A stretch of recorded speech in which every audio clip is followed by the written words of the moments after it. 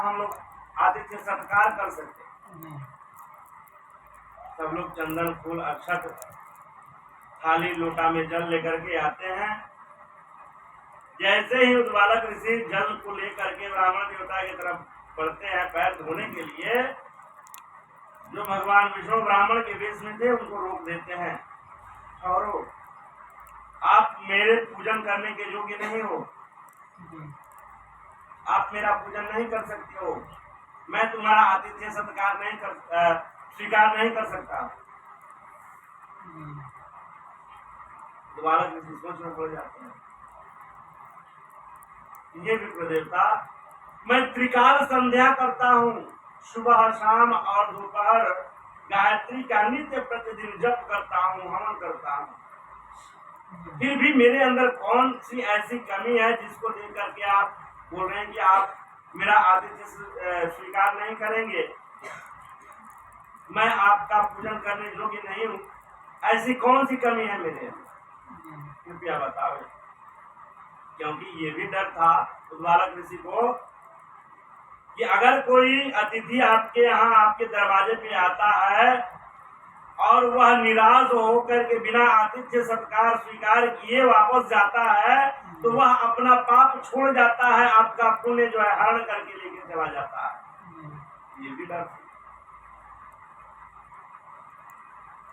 श्री हरि नारायण विष्णु जो ब्राह्मण के बीच में थे बोले, ये उद्वालक, जैसे एक पंख का पक्षी उड़ नहीं सकता है, एक पहिए का रथ गतिमान नहीं हो सकता है, ठीक वैसे ही गृहस्थ आश्रम का पालन बिना पाणी ग्रहण संस्कार का कोई नहीं कर सकता है। बिना पत्नी कथम धर्म आश्रमाणाम प्रवर्तते। विवाह जब होती है पाणी ग्रहण संस्कार तो सप्तपदी जो है, 7 वचन जो है उसमें ये पढ़ाया जाता है, पंडित जी लोग पढ़ाते हैं कि हे प्रिय, इस गृहस्थ आश्रम धर्म का पालन बिना पत्नी धर्म के नहीं किया जा सकता है, इसलिए मैं आज से आपको पत्नी के रूप में स्वीकार करता हूँ, आप मेरी वामांगी बनो, और तब जाकर के सिंदूरदान होता है। तो आपकी शादी नहीं हुई है, इसलिए आपका मैं आतिथ्य सत्कार स्वीकार नहीं करूंगा, आप मेरे पूजन करने के योग्य नहीं हैं, मेरा पूजन करने के योग्य आप नहीं है।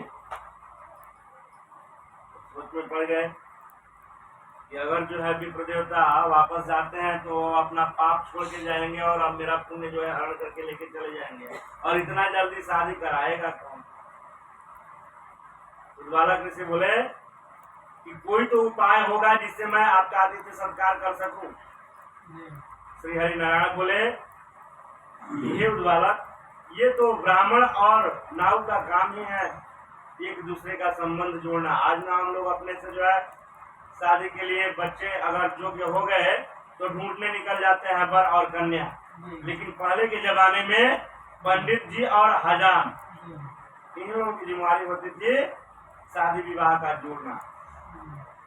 तो ब्राह्मणों का तो कर्तव्य ही है ये कौन सी बड़ी बात है। तुरंत मैं आपका पाणी ग्रहण संस्कार करवा देता हूँ। मेरे नजर में एक है सुशीला लड़की, सुलक्षणा लड़की।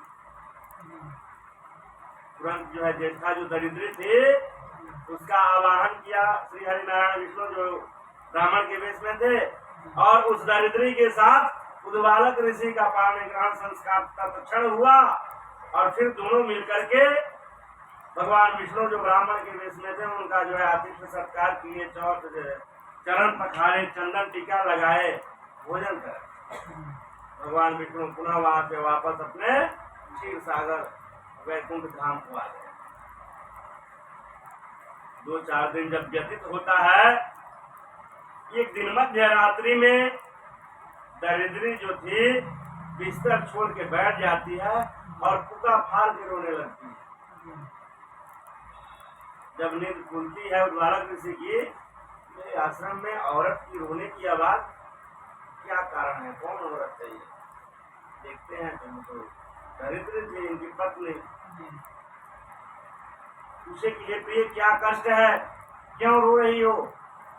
क्या तुमने रात में भोजन ठीक से नहीं किया, भूख लगी है?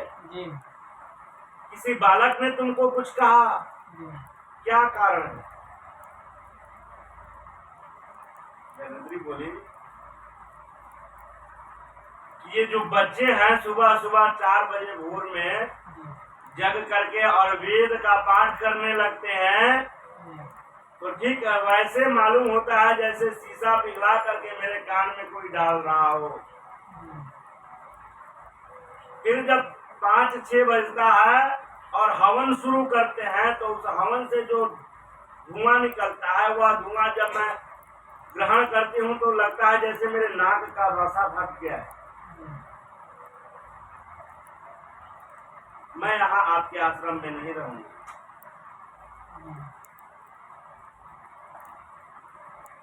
जब इस बात को सुनते हैं बालक ऋषि, अब जो है ब्राह्मण देवता की याद आती है कि अगर वो ब्राह्मण देवता अभी हमको दिख जाए तो शायद मेरे हाथों कुछ अनिष्ट हो जाए।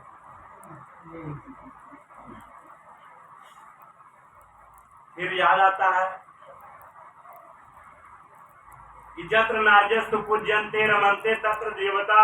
जिस घर में, जिस परिवार में नारी जाति की पूजा होती है, लक्ष्मी के रूप में देखा जाता है, उनका मान सम्मान दिया जाता है, उस घर में नित्य निरंतर देवताओं का वास होता है। देवता रमण करते हैं, विहरते हैं। लेकिन जिस घर में औरत के आंख से आंसू गिरता है, उस घर में देवता का तो बात ही हटा दीजिए, उस कुल के जो पितृ होते हैं वे लोग अपना भाग ग्रहण नहीं करते हैं।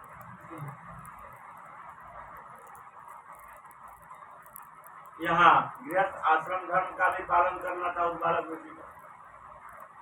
बोले ठीक है, एक काम करते हैं, अभी आप सो जाओ और सुबह हम लोग आश्रम छोड़ करके आप जहाँ रहोगी मैं तुमको लेके चलूंगा। सुबह होती है, आश्रम की व्यवस्था जो वेद पाठी ब्राह्मण थे उनके जिम्मे करके और उद्वालक ऋषि वहां से इसको लेकर के, दरिद्री को लेकर के चल देते हैं। कुछ दूर जाते हैं, भूख लगती है इनको। देखते हैं कि एक पीपल का पेड़ है, बोलते हैं कि प्रिय आप यहीं रुको, कुछ दूर पर गांव दिखाई दे रहा है, मैं जाता हूँ वहां से कुछ मांग के लाता हूँ, फिर हम दोनों यहाँ बैठ के भोजन करेंगे। उस पीपल पेड़ के नीचे जो है दरिद्री को बैठा देते हैं और अपने चले जाते हैं भिक्षाटन के लिए। दूर जो गांव दिख रहा था उसकी जाते हैं भिक्षाटन के नाम पे, लेकिन पुनः उधर से वापस नहीं आते हैं उद्वालक ऋषि। अब यहाँ बैठ करके जो है दरिद्री की फूका पाल के रोने लगती है। फिर वही दशा।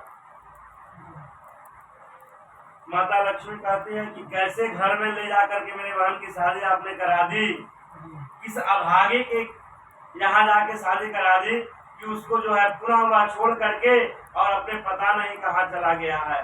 फिर मेरी बहन जो है रो रही है, कष्ट में है। भगवान विष्णु कहते हैं कि तुम्हारी बहन जो है दरिद्री ज्येष्ठा, उसके अंदर इतना न भयंकर गुण है कि वह कहीं भी नहीं रह सकती है, उसका गुजारा अन्यत्र नहीं हो सकता है। अब एक ही विकल्प है, उससे मैं ही शादी करूंगा। वहां से भगवान विष्णु के चलते हैं, आते हैं जहाँ दरिद्री बैठी हुई है पीपल पेड़ के नीचे। आकर के पूछते हैं कि क्या कारण है, क्यों रो रही हो, तुम यहाँ कैसे पहुंची? सारी वृत्तांत को बताती है दरिद्री।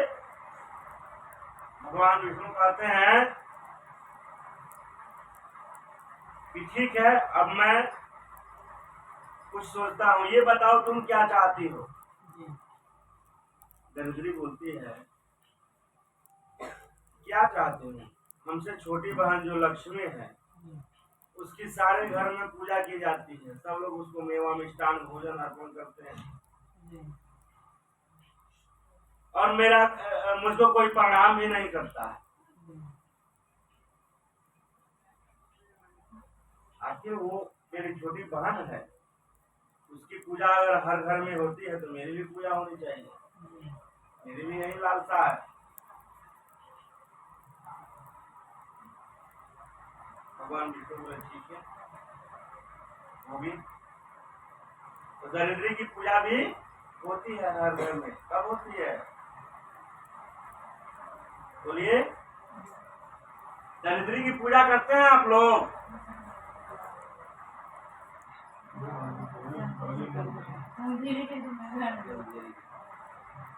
तो साल में एक दिन जो है दरिद्री की भी पूजा की जाती है, दीपावली की समय। दरिद्री बोली कि ऐसे नहीं होगा, 365 दिन में एक दिन खा करके और 64 दिन जो है उपास नहीं रहूंगी।